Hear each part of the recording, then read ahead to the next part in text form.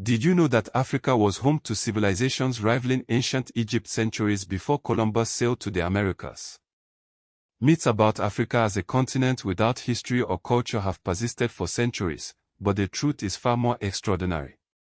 Let's begin with the Kerma Kingdom, a powerhouse of the ancient world. Located in what is now Sudan, Kerma flourished around 2500 BC, constructing monumental mud brick temples like the Debunked, which soared nearly 60 feet into the sky. These structures were not just feats of engineering but symbols of a centralized political system that rivaled Egypt's old kingdom. Yet, Kerma is often overshadowed by its northern neighbor, a pattern that repeats throughout African history. Fast forward to the Kingdom of Kush, a civilization that not only rivaled Egypt but conquered it. Centered in Napata and later Meroe, the Kushite kings, known as the Black Pharaohs, ruled Egypt as the 25th dynasty. King Pi led a military campaign into Egypt, establishing a reign that would last nearly a century. Queen Amenarines, another Kushite ruler, famously defended her kingdom against the Roman Empire. These stories challenge the narrative that African leaders were passive or subservient. Equally transformative is the intellectual legacy of Timbuktu, a city in the Mali Empire that became a hub of Islamic scholarship.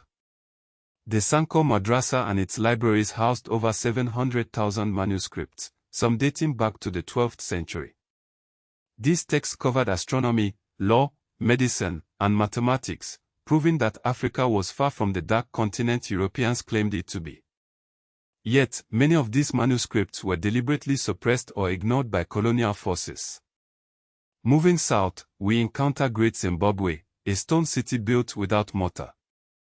The Great Enclosure, with its walls towering 36 feet high, was the center of a vast trade network that connected the interior of Africa to the Indian Ocean coast.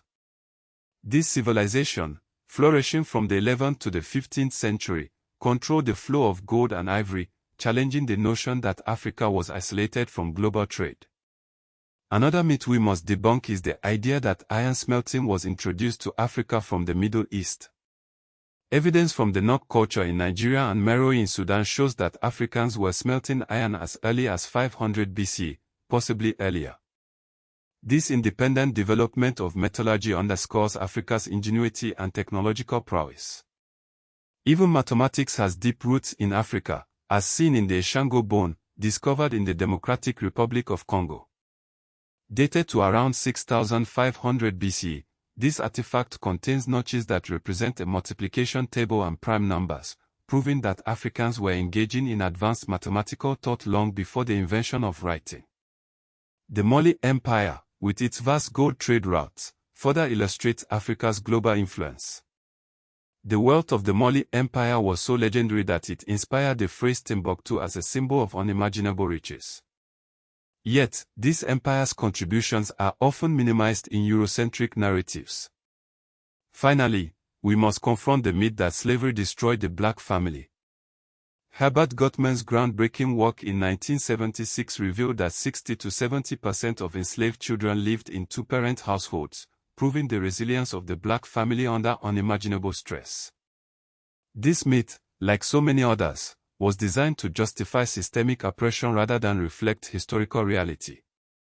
The legacy of this myth continues to shape our world, but by uncovering the truth, we can reclaim Africa's rightful place in history.